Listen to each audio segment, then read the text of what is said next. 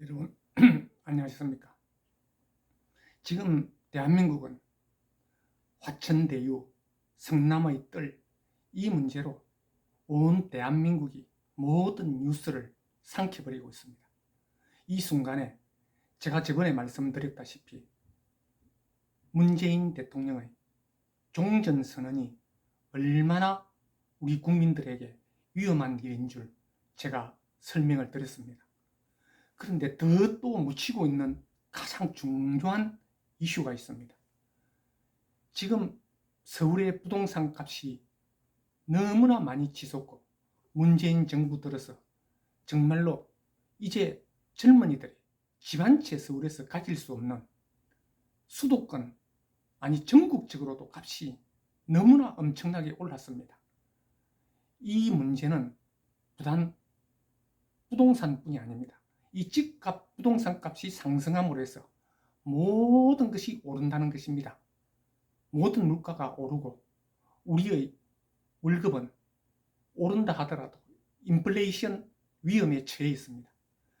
그러면 지금 이 세계 어느 나라, 후진국에서도 자기 나라의 땅을 외국인이 사들이는 것을 보통 금지를 하거나 특별히 허가를 내주거나 또 혹은 세금을 많이 받아서 외국인이 보유할 수 없도록 만드는 법들이 대부분의 나라에서는 만들어져 있습니다.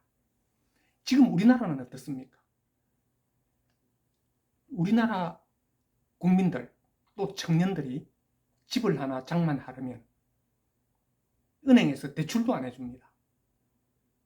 그 지금 약 한 30% 해주나? 뭐 이런 거 가지고는 도저히 집을 살 수가 없습니다. 그런데 중국인들은 지금 우리나라에서 엄청난 부동산과 아파트를 쓸어 담듯이 쇼핑하듯이 주워 담고 있습니다. 특히 제주도, 서울 아파트 여기에 집중하고 있습니다. 여기에 약 600만 평의 현재까지 아니 작년 기준으로 600만 평을 사들였다고 합니다. 이 600만 평이라면 여의도 면적의 6배입니다. 거의 싹쓸이 하다시피 합니다. 우리 국민에게는 대출을 안 해줍니다. 그런데 그럼 중국인들은 어떻게 사들였느냐?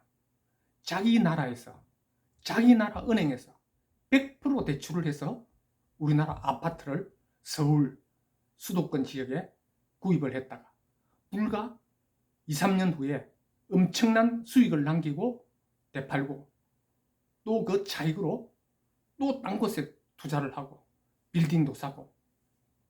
왜 우리나라는 그렇게 북한과 중국이 부러졌던 상호주의, 우리나라 대통령도 화답하듯이 상호주의 외쳤습니다.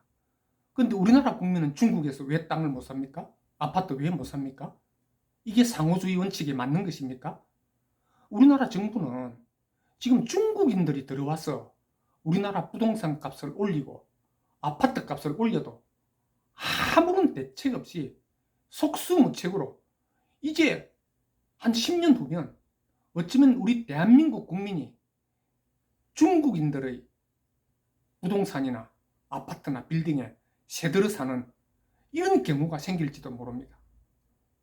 쇼핑하듯이 주워 담고 있는 저 중국인들 때문에 아파트 값이 굉장히 치솟고 있는 원인도 영향을 주고 있습니다. 물론 서울에 인구에 비해서 아파트가 부족한 것은 사실입니다. 그런데도 불구하고 중국인들이 엄청나게 싹쓸이 하듯이 사들이고 있습니다. 비싼 값을 주고서도. 중국에서는 그 아파트를 사면 얼마든지 대출을 전액 다 해줍니다. 이것이 지금 현실입니다. 그런데도 우리 정부는 수수방관하고 우리 국민들은 치솟는 아파트 값에 몸부림치고 힘들어하고 있습니다.